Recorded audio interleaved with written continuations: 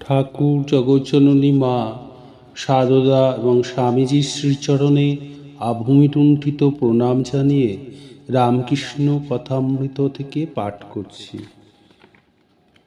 তব কথামৃতং তপ্ত জীবনং কবিভিরিতং কল্মষাপহং শ্রবণমঙ্গলং শ্রীমদাততম ভুবি গৃণন্তি যে ভুরিদা জনঃ। পঞ্চম পরিচ্ছেদ। কীর্তনানন্দে নরেন্দ্র প্রভৃতি সঙ্গে নরেন্দ্রকে প্রেমালিঙ্গন। বৈকাল হইয়াছে, নরেন্দ্র গান গাহিতেছেন। রাখাল লাট্টু মাস্টার নরেন্দ্রের ব্রাহ্মবন্ধু প্রিয় হাজরা সকলে আছেন। নরেন্দ্র কীর্তন গাহিলেন, খোল বাজিতে লাগিল। চিন্তায় মম মানস হরি চিরঘন নিরঞ্জন, কিবা অনুপম ভাতি মোহন মূর্তি ভকত হৃদয় রঞ্জন। নবরাগে রঞ্জিত কোটি শশী বিনিন্দিত, কিবা বিজলি চমকে সেরূপ আলোকে পুলকে শিহরে জীবন। হৃদি কমল সনে ভাবতার চরণ, দেখো শান্ত মনে প্রেম নয়নে অপরূপ প্রিয় দর্শন। চিদানন্দ রসে ভক্তি যোগাবেশে হওরে চিরমগন। নরেন্দ্র আবার গাহিলেন, সত্যং শিব সুন্দর রূপ ভাতি রিধি মন্দিরে, নিরিখি নিরিখি অনুদিন মোরা ডুবিব রূপ সাগরে। সেদিন কবে হবে দিনজনের ভাগ্যে নাথ, জ্ঞান অনন্ত রূপে পশিবে নাথ মম হৃদে। অবাক হইয়ে অধীর মন শরণ লইবে শ্রীপদে, আনন্দ অমৃত রূপে উদিবে হৃদয় আকাশে। চন্দ্র উদিলে চকর যেমন কিরয় মন হরষে, আমারও নাথ তেমনি করে মাতিব তব প্রকাশে।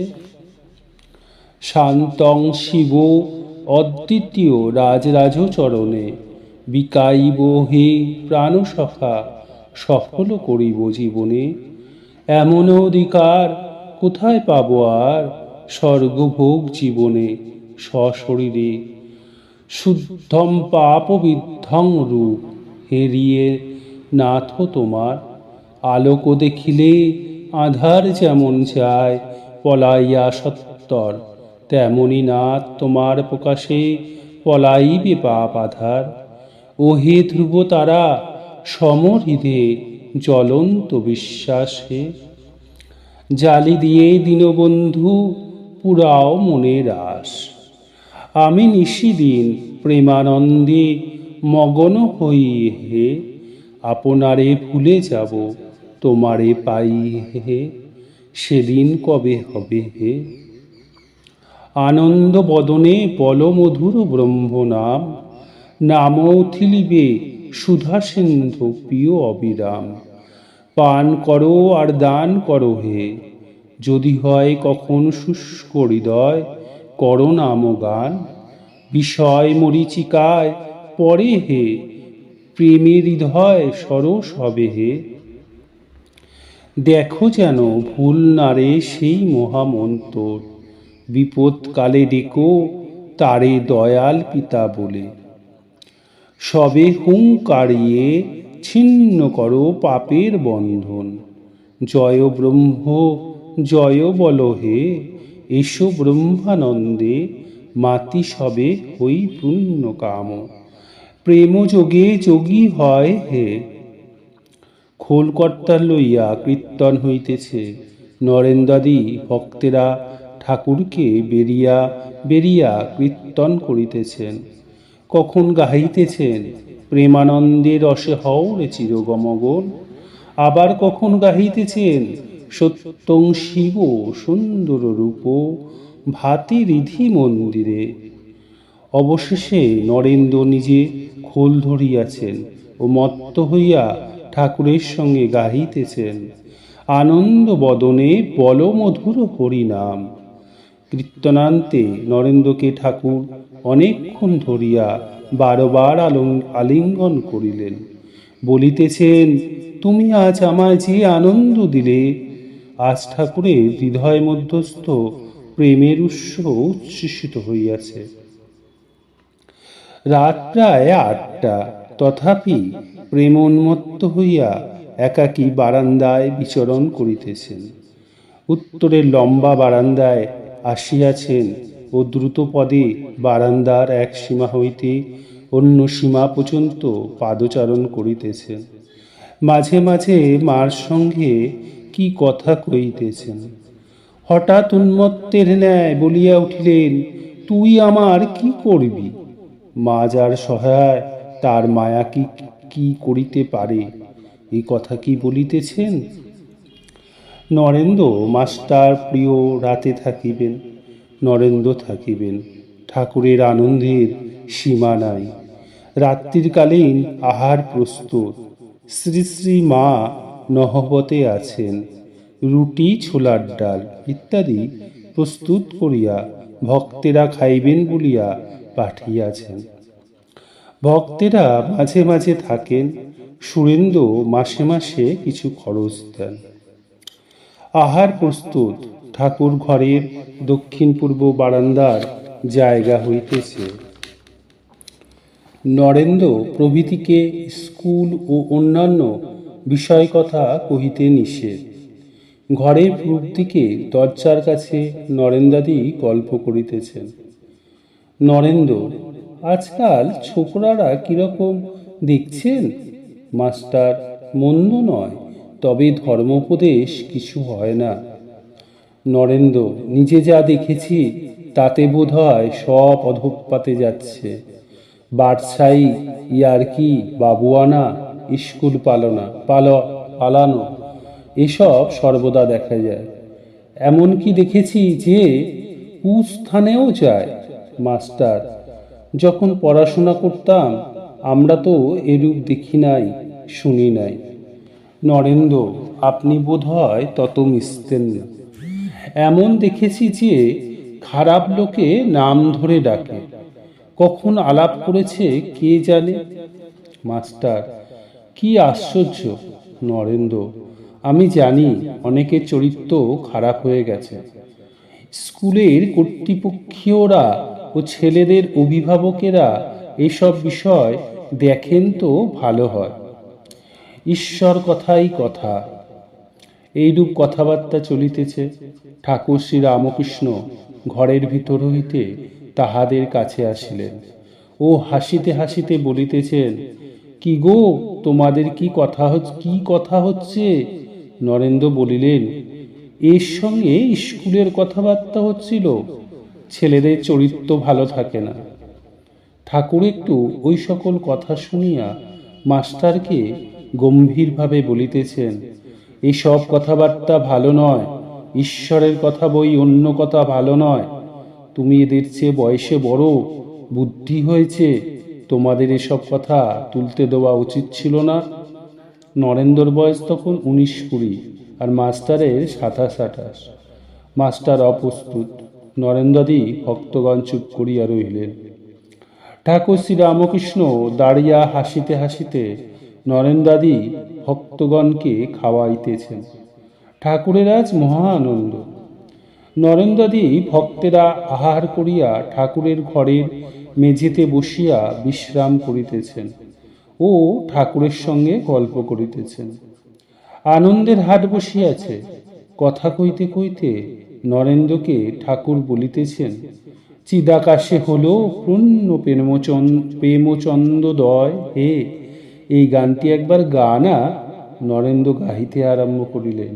অমনি সঙ্গে সঙ্গে খোল করতাল অন্য ভক্তগণ বাজাইতে লাগিলেন। চিদাকাশে হলো পূর্ণ প্রেমচন্দ্রদয় হে, উঠিল প্রেম সিন্ধু কি আনন্দময় হে। জয় দয়াময়, জয় দয়াময়, জয় দয়াময়। চারিদিকে ঝলমল করে ভক্ত গ্রহ দল, ভক্ত সঙ্গে ভক্ত সখা লীলার সময় হে। জয় দয়াময়, জয় দয়াময়, জয় দয়াময়। স্বর্গের দুয়ার খুলি, আনন্দ লহরী তুলি, নববিধান বসন্ত সমীরণ বয়, ছুটে তাহাই মন্দ মন্দ লীলারস প্রেম গন্ধ, ঘ্রাণে যোগী বৃন্দ যোগানন্দে মত্ত হয় হে। জয় দয়াময়, জয় দয়াময়, জয় দয়াময়। ভব সিন্ধু জলে বিধান কমলে আনন্দময়ী বিরাজে, আবেশে আকুল ভক্ত অলিকুল পিয়ে সুধা তারও মাঝে। দেখো দেখো মায়ের প্রসন্ন বদন, চিত্ত বিনোদন ভুবন মোহন, পদতলে দলে দলে সাধুগণ নাচে গায় প্রেমে হইয়ে মগন। কিবা পরূপ আহা মরি মরি, জুড়াইল প্রাণ দর্শন করি, প্রেমদাসে বলে সবে পায়ে ধরি, গাও ভাই মায়ের জয়। কীর্তন করিতে করিতে ঠাকুর শ্রী রামকৃষ্ণ নৃত্য করিতেছেন, ভক্তেরাও তাহাকে বেরিয়া নৃত্য করিতেছেন। কীর্তনান্তে ঠাকুর উত্তর পূর্ব বারান্দায় বেড়াইতেছেন। হাজরা মহাশয় বারান্দার উত্তরাংশে বসিয়া আছেন। ঠাকুর সেখানে গিয়া বসিলেন। মাস্টার সেইখানে বসিয়াছেন ও হাজরার সঙ্গে কথা কহিতেছেন। ঠাকুর একটি ভক্তকে জিজ্ঞাসা করিলেন, তুমি স্বপ্ন টপ্ন দেখো? ভক্ত, একটি আশ্চর্য স্বপ্ন দেখেছি। এই জগৎ জলে জল, অনন্ত জলরাশি, কয়েকখানি নৌকা ভাসিতেছিল, হঠাৎ জল উচ্ছ্বাসে ডুবে গেল। আমি আর কটি লোক জাহাজে উঠেছি। এমন সময় সেই অকুল সমুদ্রের ওপর দিয়ে এক ব্রাহ্মণ চলে যাচ্ছে। আমি জিজ্ঞাসা করলাম, আপনি কেমন করে যাচ্ছেন? ব্রাহ্মণটি একটু হেসে বললেন, এখানে কোনো কষ্ট নাই, জলের নিচে বরাবর সাঁকো আছে। জিজ্ঞাসা করলাম, আপনি কোথায় যাচ্ছেন? তিনি বললেন, ভবানীপুর যাচ্ছি। আমি বললাম, একটু দাঁড়ান, আমিও আপনার সঙ্গে যাব। শ্রী রামকৃষ্ণ, আমার একথা শুনে রোমাঞ্চ হচ্ছে। ভক্ত ব্রাহ্মণটি বললেন, আমার এখন তাড়াতাড়ি, তোমার নাপতে দেরি, এখন আসি। এই পথ দেখে রাখো, তুমি তারপর এসো। শ্রী রামকৃষ্ণ, আমার রোমাঞ্চ হচ্ছে, তুমি শীঘ্র মন্ত্র লও। রাত 11টা হইয়াছে।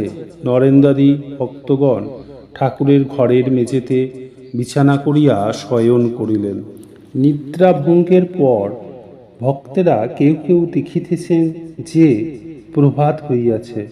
17ই অক্টোবর 1882, মঙ্গলবার, পয়লা কার্তিক, শুক্লা পঞ্চমী। শ্রী রামকৃষ্ণ বালকের ন্যায় দিগম্বর ঠাকুরদের নাম করিতে করিতে ঘরে বেড়াইতেছেন। কখন গঙ্গা দর্শন, কখন ঠাকুরদের ছবির কাছে গিয়া প্রণাম, কখনো বা মধুর স্বরে নাম কীর্তন, কখন বলিতেছেন বেদ পুরাণ তন্ত্র গীতা গায়ত্রী, ভাগবত ভক্ত ভগবান। গীতা উদ্দেশ্য করিয়া অনেকবার বলিতেছেন ত্যাগী ত্যাগী ত্যাগী ত্যাগী। কখনো বা তুমি ব্রহ্ম, তুমি শক্তি, তুমি পুরুষ, তুমি প্রকৃতি, তুমি বিরাট, তুমি সরাট, তুমি নিত্য, তুমি লীলাময়, তুমি চতুর্বিংশতি তত্ত্ব। এদিকে কালী মন্দিরে ও রাধাকান্তের মন্দিরে মঙ্গল আরতি হইতেছে ও শাঁখ ঘণ্টা বাজিতেছে। ভক্তেরা উঠিয়া দেখিতেছেন কালীবাড়ির পুষ্প উদ্যানে ঠাকুরদের পূজার্থ পুষ্পচয়ন আরম্ভ হইয়াছে ও প্রভাতী রাগের লহরী উঠিয়া নহবত বাজিতেছে। নরেন্দ্রাদি ভক্তগণ প্রাতকৃত্য সমাপন করিয়া ঠাকুরের কাছে আসিয়া উপস্থিত হইলেন। ঠাকুর হাস্যমুখ উত্তর পূর্ব বারান্দার পশ্চিমাংশে দাঁড়িয়ে আছেন। নরেন্দ্র পঞ্চবটিতে কয়েকজন নানকপন্থী সাধু বসে আছে দেখলুম। শ্রী রামকৃষ্ণ, হ্যাঁ, তারা কাল এসেছিল। নরেন্দ্রকে, তোমরা সকলে একসঙ্গে মাদুরে বসো, আমি দেখি।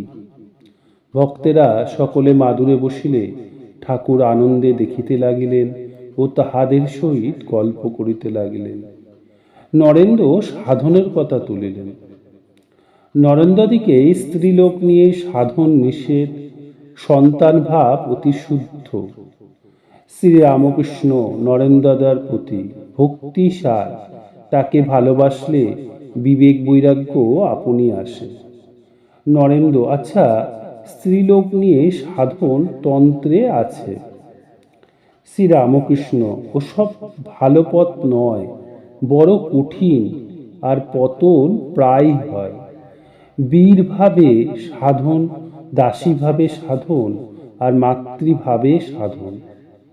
আমার মাতৃভাব, দাসীভাবও ভালো। বীরভাবে সাধন বড় কঠিন, সন্তান ভাব বড় শুদ্ধ ভাব। নানকপন্থী সাধুরা ঠাকুরকে অভিবাদন করিয়া বলিলেন, নমো নারায়ণা। ঠাকুর তাহাদের আসন গ্রহণ করিতে বলিলেন। ঈশ্বরে সব সম্ভব, মিরাকেলস। ঠাকুর বলিতেছেন, ঈশ্বরের পক্ষে কিছুই অসম্ভব নয়। তার স্বরূপ কেউ মুখে বলতে পারে না, সকলেই সম্ভব। দুজন যোগী ছিল, ঈশ্বরের সাধনা করে। নারদ ঋষি যাচ্ছিলেন। একজন পরিচয় পেয়ে বললেন, তুমি নারায়ণের কাছ থেকে আসছো? তিনি কি করছেন? নারদ বললেন, দেখে এলাম তিনি ছুঁচের ভিতর দিয়ে উট হাতি প্রবেশ করাচ্ছেন, আবার বার করছেন।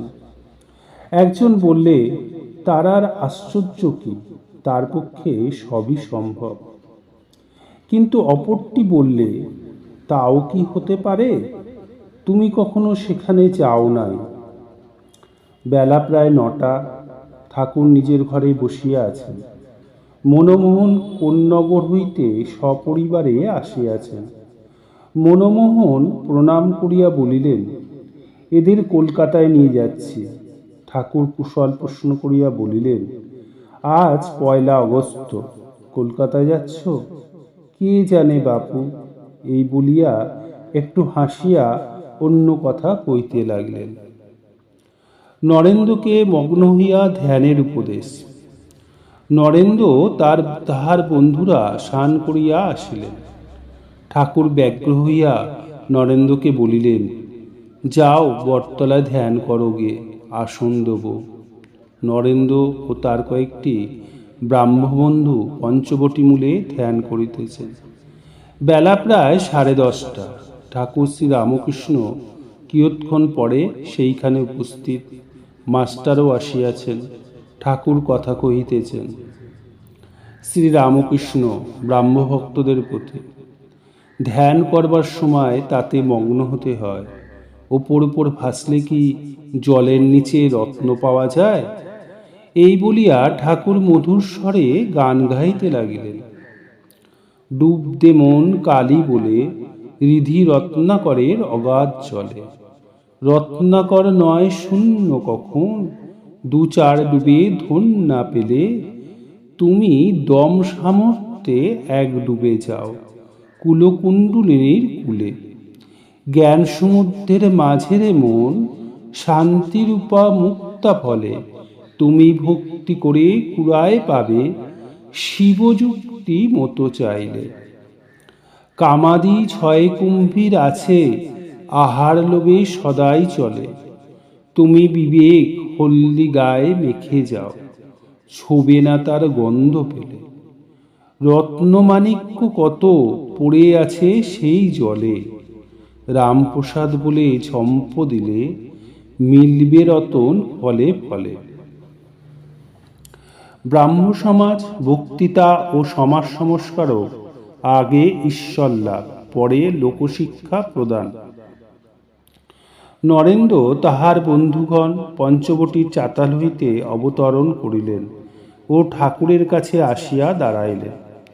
ঠাকুর দক্ষিণাস্য হইয়া নিজের ঘরের দিকে তাহাদের সহিত কথা কইতে কইতে আসিতেছেন। ঠাকুর বলিতেছেন, ডুব দিলে কুমির ধরতে পারে, কিন্তু হলুদ মাখলে কুমির ছোঁয় না। রিধি রত্নাকরের অগাধ জলে কামাদি 6টি কুমির আছে, কিন্তু বিবেক বৈরাগ্যরূপ হলুদ মাখলে তারা আর তোমাকে ছোবে না। পাণ্ডিত্য কি লেকচার কি হবে যদি বিবেক বৈরাগ্য না আসে?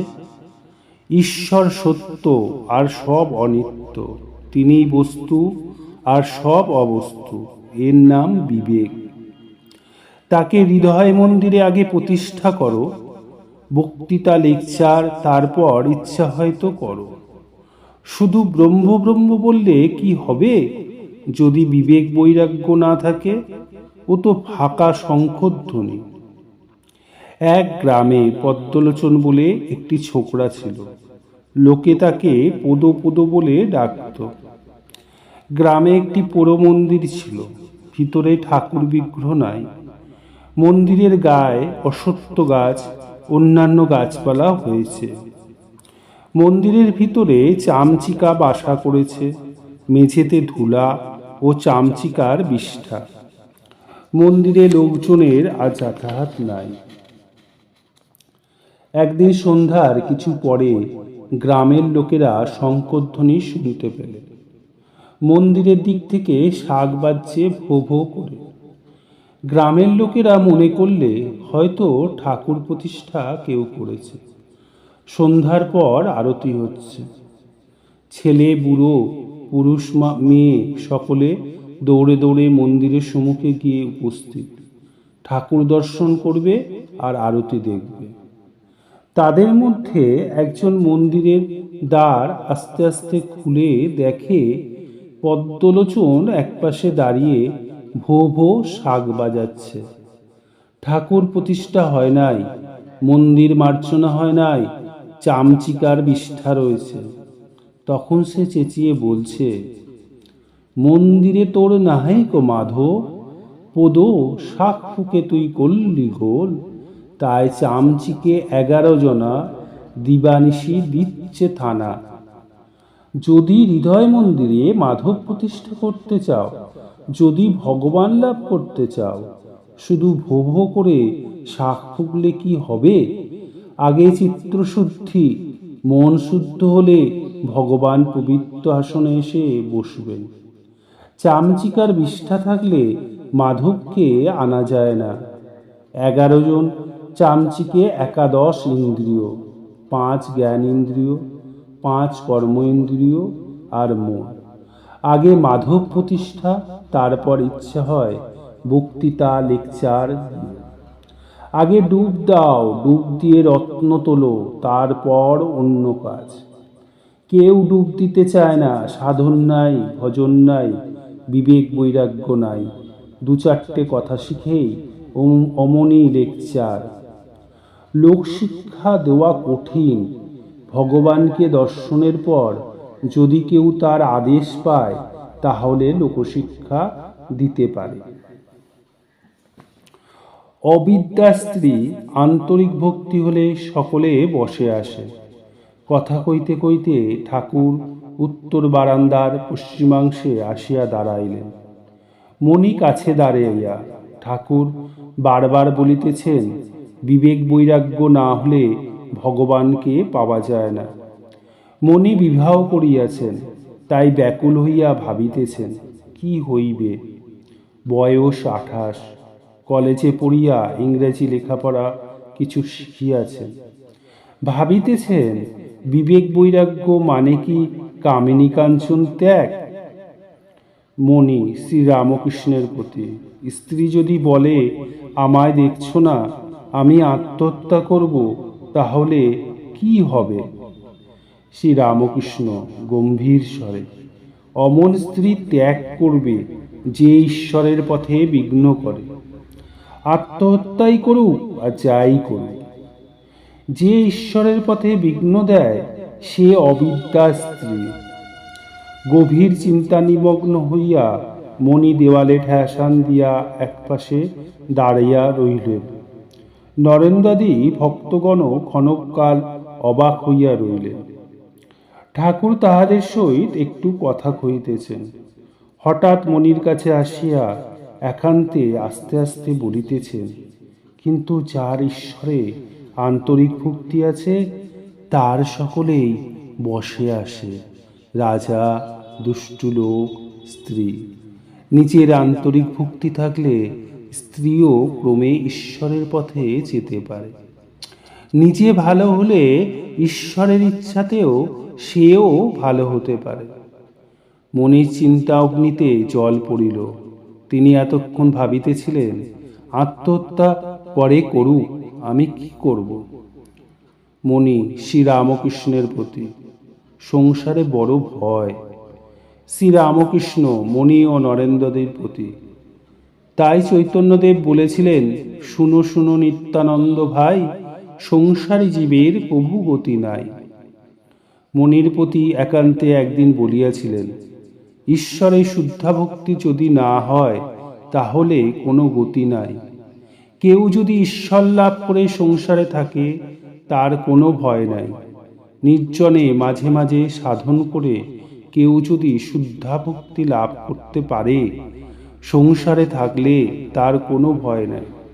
চৈতন্যদেবের সংসারী ভক্তও ছিল। তারা সংসারে নামমাত্র থাকত, অনাসক্ত হয়ে থাকত। ঠাকুরদের ভোগারতি হইয়া গেল, অমনি নহবত বাজিতে লাগিল। এইবার তাহারা বিশ্রাম করিলেন। ঠাকুর শ্রীরামকৃষ্ণ আহারে বসিলেন। নরেন্দ্রাদি ভক্তগণ আজও ঠাকুরের কাছে প্রসাদ পাইবেন। ষষ্ঠ পরিচ্ছেদ। শ্রীরামকৃষ্ণ বিজয়া দিবসে দক্ষিণেশ্বর মন্দিরে ভক্ত সঙ্গে। ঠাকুর শ্রীরামকৃষ্ণ দক্ষিণেশ্বর মন্দিরে বিরাজ করিতেছেন। বেলা 9টা হইবে। ছোট খাটটিতে বিশ্রাম করিতেছেন। মেঝেতে মণি বসিয়া আছেন, তাহার সহিত কথা কইতেছেন। আজ বিজয়া, রবিবার 22 অক্টোবর 1882 খ্রিস্টাব্দ, আশ্বিন শুক্লা দশমী তিথি, 6 কার্তিক 1289। আজকাল রাখাল ঠাকুরের কাছে আছেন। নরেন্দ্র, ভবনাথ মাঝে মাঝে যাতায়াত করেন। ঠাকুরের সঙ্গে তাহার ভ্রাতুষ্পুত্র শ্রীযুক্ত রামলাল ও হাজরা মহাশয় বাস করিতেছেন। রাম, মনমোহন, সুরেশ মাস্টার, বলরাম ইহারাও প্রায় প্রতি সপ্তাহে ঠাকুরকে দর্শন করিয়া যান। বাবুরাম সবে 2-1 দর্শন করিয়াছেন। শ্রীরামকৃষ্ণ, তোমার পূজার ছুটি হয়েছে? মণি, আজ্ঞা হ্যাঁ, আমি সপ্তমী, অষ্টমী ও নবমী পূজার দিনে কেশব সেনের বাড়িতে প্রত্যহ গিয়েছিলাম। শ্রীরামকৃষ্ণ, বলো কি গো? মণি, দুর্গাপূজার বেশ ব্যাখ্যা শুনেছি। শ্রীরামকৃষ্ণ, কি বলো দেখি? মণি, কেশব সেনের বাড়িতে রোজ সকালে উপাসনা হয় 10টা-11টা পর্যন্ত। সেই উপাসনার সময় তিনি দুর্গাপূজার ব্যাখ্যা করেছিলেন।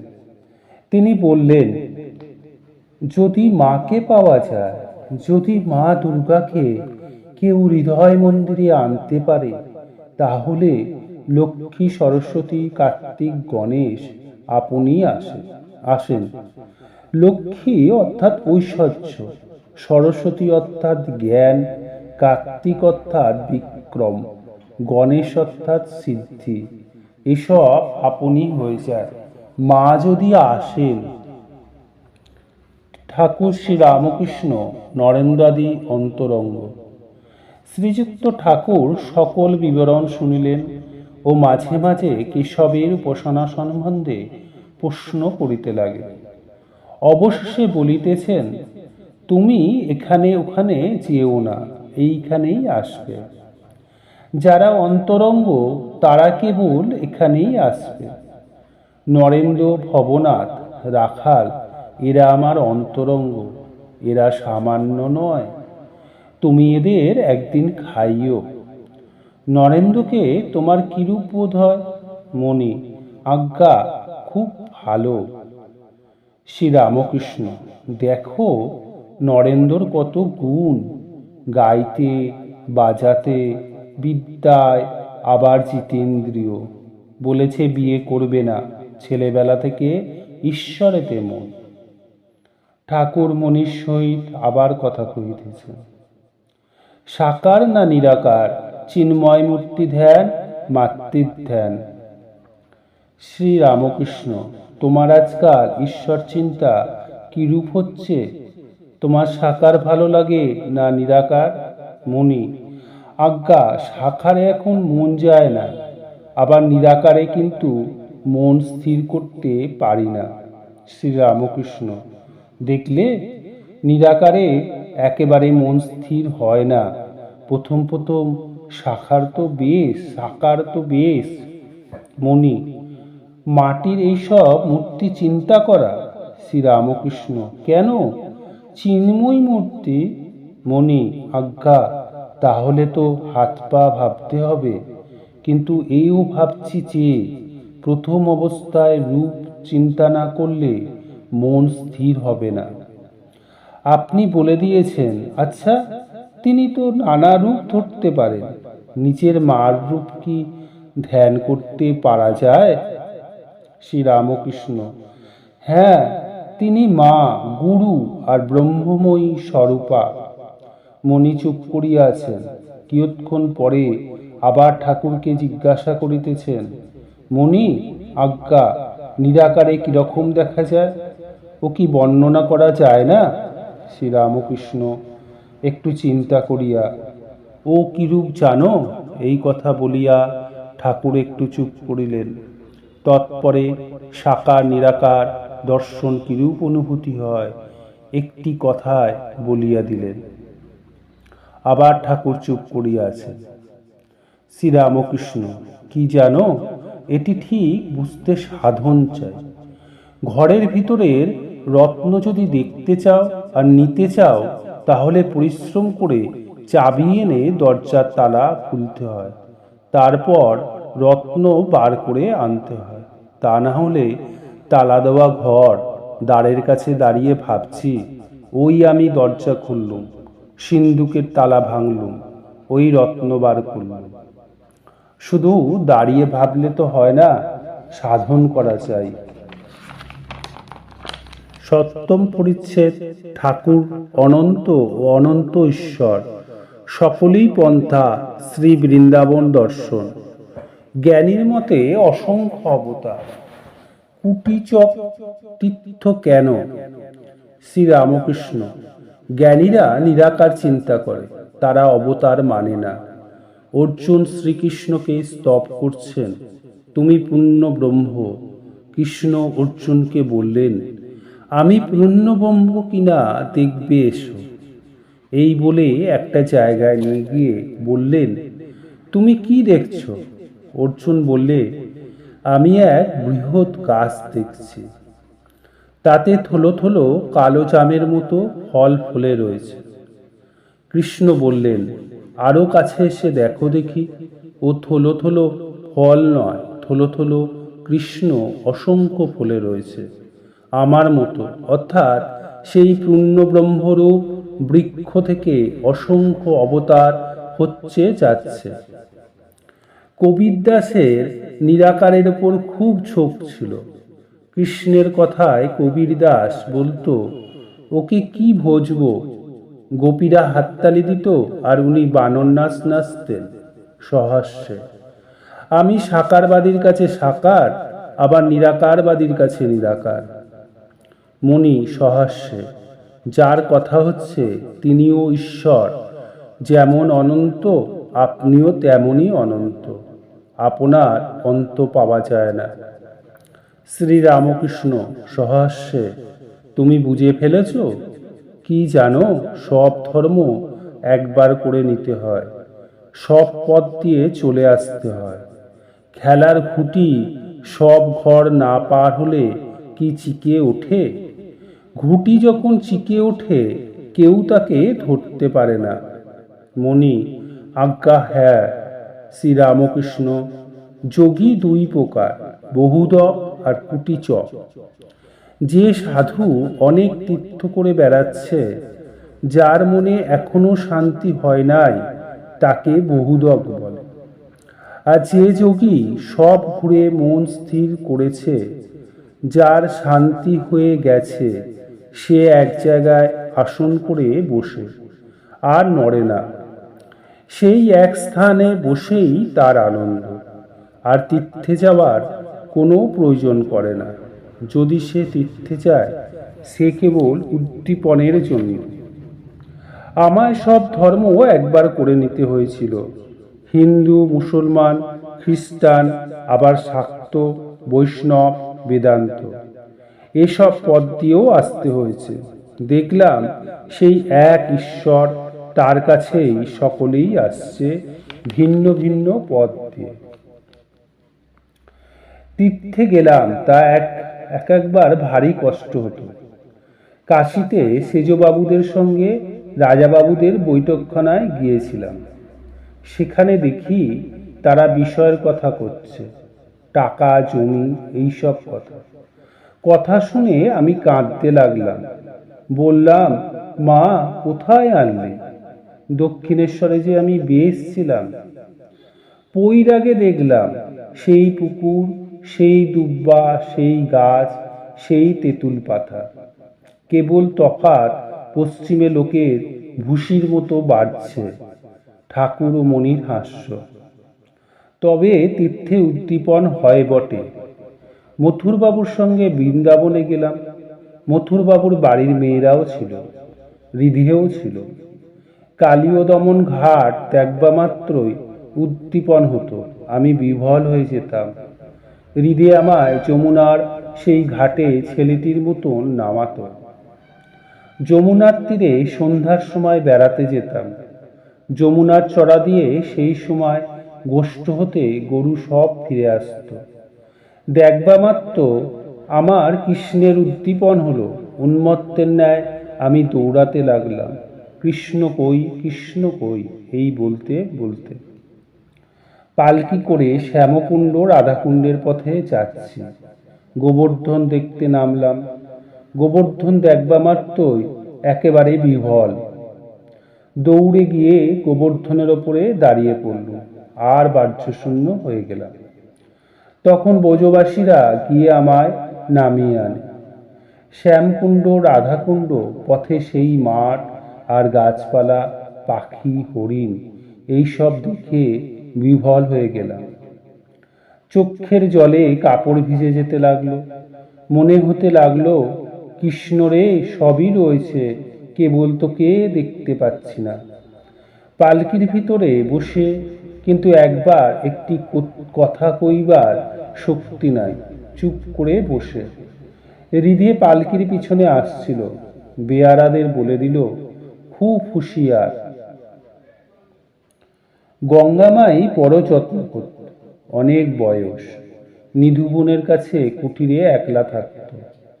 আমার অবস্থা আর ভাব দেখে বলতো, ইনি সাক্ষাৎ রাধা দেহ ধারণ করে এসেছেন। আমায় দুলালি বলে ডাকত। তাকে পেলে আমার খাওয়া দাওয়া, বাসায় ফিরে যাওয়া সব ভুল হয়ে যেত। হৃদি একদিন বাসা থেকে খাবার এনে খাইয়ে যেত। সেও খাবার জিনিস তয়ের করে খাওয়াতো। গঙ্গামায়ের ভাব হতো, তার ভাব দেখবার জন্য লোকের মেলা হতো। ভাবেতে একদিন হৃদের কাঁধে চড়েছিল। গঙ্গামায়ের কাছ থেকে দেশে চলে আসবার সময় আমার ইচ্ছা ছিল না। সব ঠিকঠাক, আমি সিদ্ধ চালের ভাত খাব।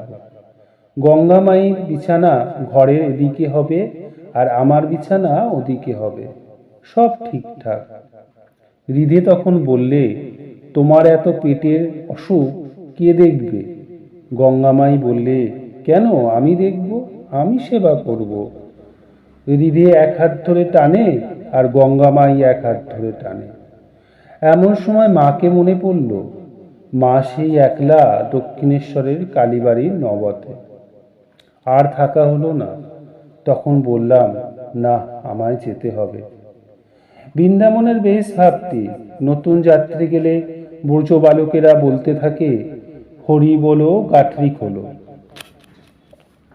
বেলা 11টার পর ঠাকুর শ্রীরামকৃষ্ণ মা কালীর প্রসাদ গ্রহণ করিলেন। মধ্যাহ্নে একটু বিশ্রাম করিয়া বৈকালে আবার ভক্তের সঙ্গে কথাবার্তায় কাটাইতেছেন। কেবল মধ্যে মধ্যে একবার প্রণবধ্বনি বা হা চৈতন্য এই নাম উচ্চারণ করিতেছেন। ঠাকুর বাড়িতে সন্ধ্যার আরতি হইল।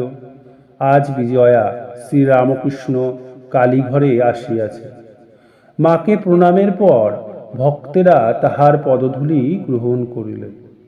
রামলাল মা কালীর আরতি করিয়াছেন। ঠাকুর রামলালকে সম্বোধন করিয়া বলিতেছেন, ও রামনেল, কই রে? মা কালীর কাছে সিদ্ধি নিবেদন করা হইয়াছে।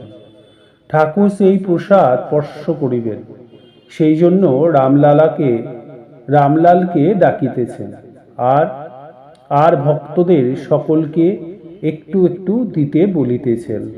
অষ্টম পরিচ্ছেদ। দক্ষিণেশ্বর মন্দিরে বলরামাদি সঙ্গে বলরামকে শিক্ষা। লক্ষণ, সত্য কথা, সর্বধর্ম সমন্বয়, কামিনী কাঞ্চনী মায়া। মঙ্গলবার অপরাহ্ন 24 অক্টোবর 8ই কার্তিক 1289, শুক্লা ত্রয়োদশী। বেলা 3টা-4টা হইবে। ঠাকুর খাবারের তাকের নিকট দাঁড়িয়ে আছেন। বলরাম ও মাস্টার কলিকাতা হইতে এক গাড়িতে আসিয়াছেন ও প্রণাম করিতেছেন। প্রণাম করিয়া বসিলে ঠাকুর হাসিতে হাসিতে বলিতেছেন, তাকের উপরে খাবার নিতে গেছিলাম, খাবারে হাত দিয়েছি, এমন সময় টিকটিকি পড়েছে আর অমনি ছেড়ে দিয়েছি। সকলের হাস্য। শ্রীরামকৃষ্ণ, হ্যাঁ গো, ওসব মানতে হয়। এই দেখো না, রাখালের অসুখ, আমারও হাত পা কামড়াচ্ছে। হলো কি জানো, আমি সকালে বিছানা থেকে উঠবার সময় রাখাল আসছে মনে করে অমুকের মুখ দেখে ফেলেছি। সকলের হাস্য। হ্যাঁ গো, লক্ষণ দেখতে হয়। সেদিন নরেন্দ্র এক কানা ছেলেকে এনেছিল, তার বন্ধু। চক্ষুটা সব কানা নয়। যা হোক, আমি ভাবলুম এ আবার কি ঘটালে। আর একজন আসে, আমি তার জিনিস খেতে পারি না। সে আফিসে কর্ম করে, তার 20 টাকা মাহিনা, আর 20 টাকা কি মিথ্যা লিখিয়ে পায়। মিথ্যা কথা কয় বলে সে এলে বড় কথা কই না, হয়তো 2-4 দিন অফিসে গেল না, এইখানে পড়ে রইল। কি জানো, মতলব যে যদি কারুকে বলে কয়ে দেয়, তাহলে অন্য জায়গায় কর্মকাজ হয়। বলরামের বংশ পরম বৈষ্ণব বংশ। বলরামের পিতা বৃদ্ধ হইয়াছেন, পরম বৈষ্ণব।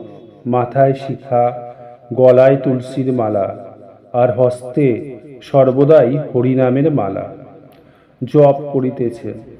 ইহাদের উড়িষ্যায় অনেক জমিদারি আছে, আর কোঠারে শ্রী বৃন্দাবনে ও অন্যান্য অনেক স্থানে শ্রী শ্রী রাধাকৃষ্ণ বিগ্রহের সেবা আছে ও অতিথিশালা আছে। বলরাম নতুন আসিতেছেন। ঠাকুর গল্পচ্ছলে তাহাকে নানা উপদেশ দিতেছেন। শ্রীরামকৃষ্ণ, সেদিন অমুক এসেছিল, শুনেছি নাকি ওই কালো মাকটার গোলাম। ঈশ্বরকে কেন দর্শন হয় না? কামিনী কাঞ্চন মাঝে আড়াল হয়ে রয়েছে বলে। আর তোমার সুমুখে কি করে সেদিন ও কথাটা বললে যে আমার বাবার কাছে একজন পরমহংস এসেছিলেন, বাবা তাকে কুকুরো রেঁধে খাওয়ালেন। বলরামের হাস্য। আমার অবস্থা এখন মাছের ঝোল, মায়ের প্রসাদ হলে একটু খেতে পারি। মার প্রসাদ মাংস এখন পারি না, তবে আঙুলে করে একটু চাখি, পাছে মা রাগ করেন। সকলের হাস্য। পূর্বকথা। বর্ধমান পথে দেশযাত্রা, নকুরাচার্যের গান শ্রবণ। আচ্ছা, আমার এই কি অবস্থা বলো দেখি। ও দেশে যাচ্ছি বর্ধমান থেকে নেমে, আমি গরুর গাড়িতে বসে। এমন সময় ঝড় বৃষ্টি। আবার গাড়ির সঙ্গে কোত্থেকে লোক এসে জুটল। আমার সঙ্গে লোকেরা বললে এরা ডাকাত।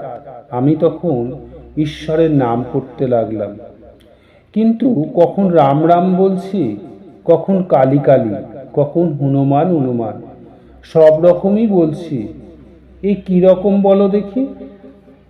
ঠাকুর এই কথা কি বলিতেছেন যে এক ঈশ্বর, তার অসংখ্য নাম? ভিন্ন ধর্মাবলম্বী বা সম্প্রদায়ের লোক মিথ্যা বিবাদ করিয়া মরে।